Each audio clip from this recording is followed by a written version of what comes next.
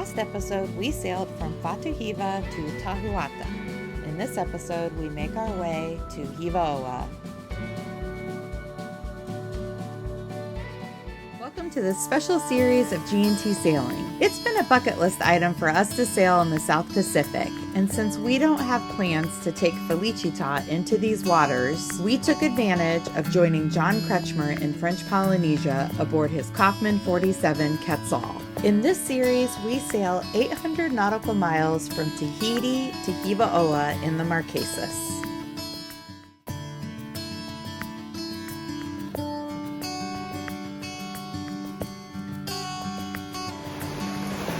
It's a bit rainy here.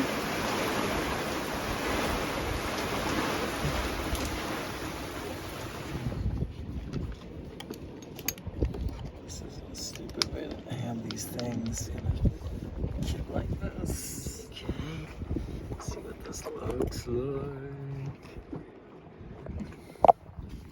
Okay. What's up here? There's something stuck in there. Okay. Oh. Okay, so there's a washer between those two, right? No. No, that's it goes in. It goes in Is there that anything way. above that? Above the big one? Yes, a washer. That washer? That big washer. Mm-hmm. Okay, so get a picture of that. I got video. So then we got this one going there. Mm-hmm. Okay. With a washer on top. Yeah, and this guy just And sits then here. is that the little black thing? That's good job, Gretchen. Thanks. Yeah. Here we go. Oh yeah. Ooh, baby. Yeah, baby. Sweet. Oh, those reefs are just gonna fly in. All right. Our last leg to Hiva Oa.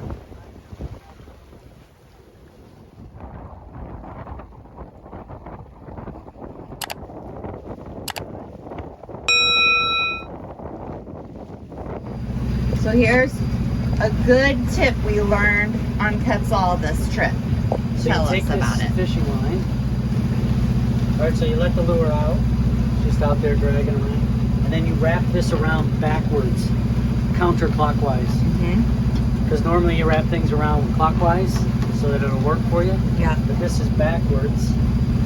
Just give it like 3 wraps. And then when the fish grabs it, you'll just pull the winch. Cool. And you'll hear it. And you'll know you have a fish on. Do you hear that, ocean? Yeah.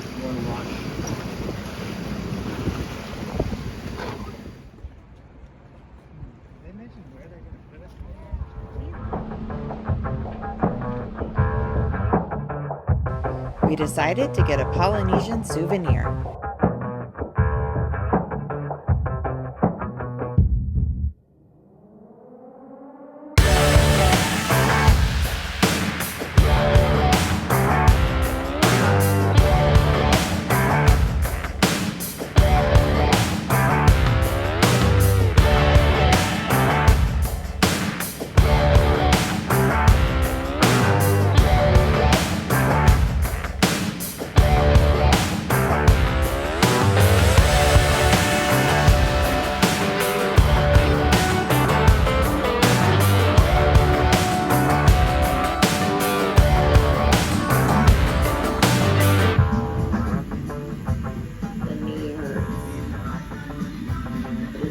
So cool.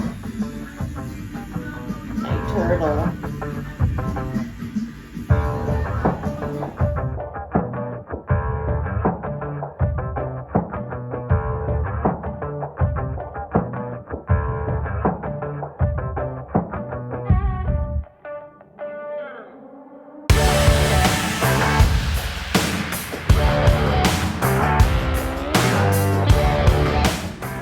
How's it going?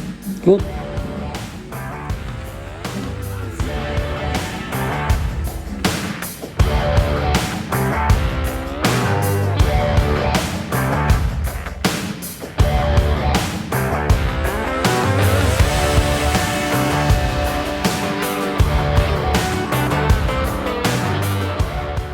So we just got done with our tattoos and walked back to the boat, and it's about a 35-minute walk, super hot. So we've been sitting here on the boat kind of cooling off, and then there are all these, I don't know if you say Hiva Oians, who are here doing their outrigger boating. And I just looked at them, and one of the guys on one of the boats is the guy that just did our tattoos. So it's so funny.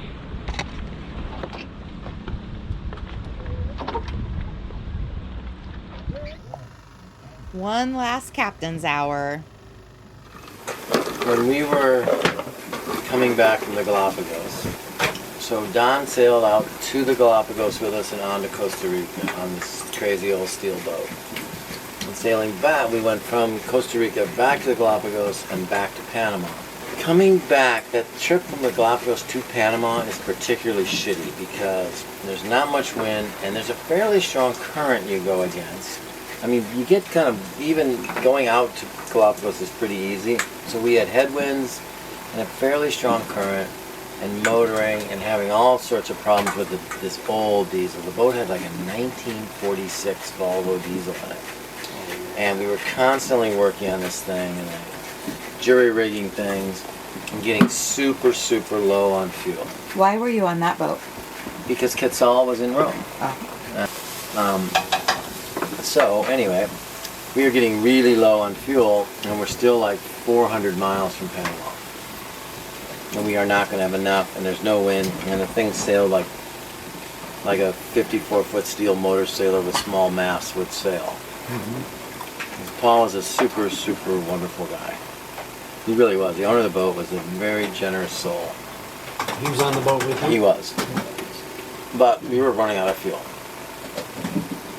So we see a ship ahead, and we hail them, and it's a German ship. And we have this German guy with us, Hartmut, and he's able to speak German. The ship is very grumpy because it's complicated now for ships to do anything when they change course. They're all monitored by the Home Office on GPS. So he agrees to send 5 gallons over the side. So we've lost our good dinghy in Cocos Island, which is another crazy story. So all we have is a really crappy little West Marine, like 8-foot dinghy. So I launch that thing in the late afternoon, go over and get this 5 gallons, which we're happy to get, put it in, and 4 hours later we're out of fuel again. So we drift through the night, we're losing ground. Doesn't look like we're going to make Panama for people to get their flights. And we see another ship. And we call him again, and this guy's even more grumpy, but he agrees to help us, but he's not going to slow down. He's like 4 miles from us. He says he's going to put some fuel over the side and mark it with a flare. And so it's like 10 o'clock at night. So you've seen my level of preparation before, so we see him drop him. We're probably 2 miles from him. So I get in the dinghy. We have no outboard. The outboard went down too in Cocos. And I start rowing. And I realize I don't have a radio or a light or anything. I'm rowing. There's a real theme here. Rowing like a maniac. And as I start to get closer to this thing, I'm going, because he's lit it with a smoke flare. Well, you're breathing all that smoke? And smoke is just, so I'm really get to it. I finally get there, and I realize it's a 55-gallon drum. Jeez. I mean, that's like a great amount of diesel. But it's 2 miles from the boat, which is drifting away from me. And then I think I didn't bring a rope of any kind other than the dinghy painter. So the ship's passed, and I've got this 55-gallon drum, right? So I lash the dinghy painter around it, and I am just rowing like a maniac. And I'm going like 1/10 of a knot. And I'm thinking it's going to be 2 days before I get back to the boat, right? So I'm rowing so hard, I row the floor right out of the dinghy. It just disintegrates. And I'm going, whoa! I'm in the water. So now I'm in the center tube. I've got this 55-gallon drum. And I can just barely see the lights of our boat. What the fuck? So I abandon the dinghy, And You're on the barrel? I get myself on the barrel. I'm straddling like a friggin' horse, right? And I go, oh, poof, I'm over. And I paddled that fucking 55-gallon drum all the way back to the boat in the middle of the night. And it was, I mean, I got back at like 4 in the morning. How'd you get the fuel out of the drum and on the boat? Paul was prepared. No, he had pumps and pulleys and all that sort of stuff. So they had 8 hours. Yeah. Well, if he makes it back. We stood that thing up. We got a line around it. We pulled it up. We got a pump in it. We got it all in it. It was nasty old tanker fuel, but we made it into Costa Rica with that. Wow. Oh my God. We were talking a lot about, Tim was curious about strategies for sailing on and off anchors. But the strategy, Tim, it's twofold. You know, so Hal Roth, of all people, used to believe that the way you did it, I'm not certain I'm a fan of this, was that you always dropped, you came in, you got rid of the main, close hauled on the jib, which you could drop quickly, luff up the jib, but you have speed, like 3 or 4 knots, then kick the anchor over, and overrun the anchor so that you dig the anchor in with that speed, because once your sails are down, you don't have any way to set it, right? Right. So you're coming in, head up, slow down, but you've got a lot of momentum. Anchor goes over and you overrun it and you kind of dig it in, and then it pulls you back around. He writes about it in After 50,000 Miles. Getting the anchor up is more challenging under sail because you've got to sail over it. You got to sail over I it. would. But that's what I'm saying is with the two of us, the cockpit person is doing a lot of work. Because you're trimming the sheet, you're easing the sheet, luffing the sail. Yeah. And you're also getting ready to furl. Yeah. So, you know, you ease the sheet, just let it luff around. I think for you guys, a better plan would maybe be half the jib furled up. Or maybe just do it under your staysail. Yeah. Enough speed so that when you kick the anchor over... This is setting. For setting. Sailing on. Depending...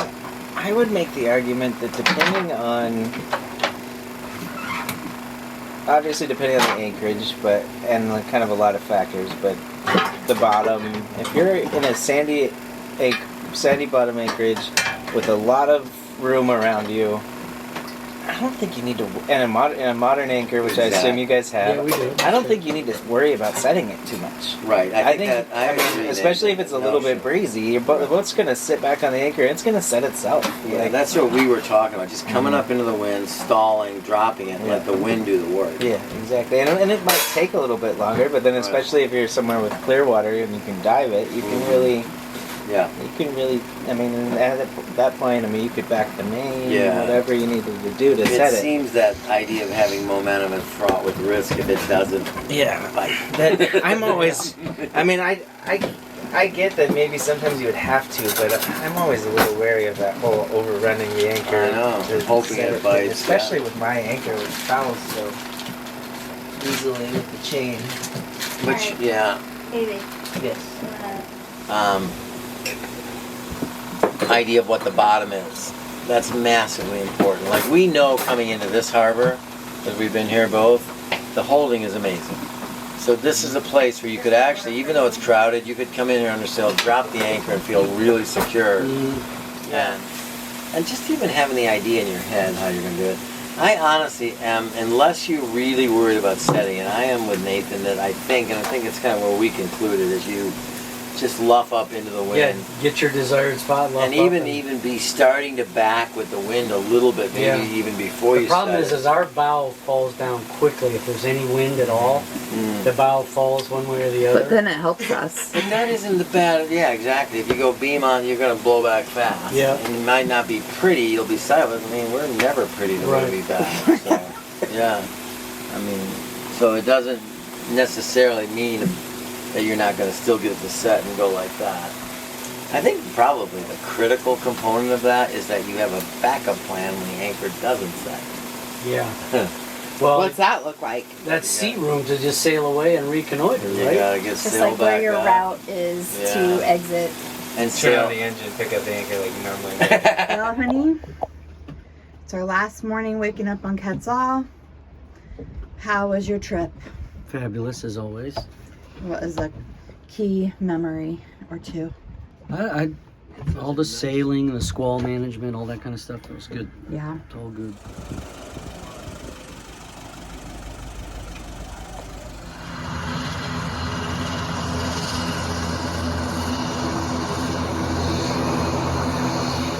So what do you do when you have an 8-hour layover in Tahiti? It's me, Shakutan. You come to the Hilton. So we're having some food and cocktails.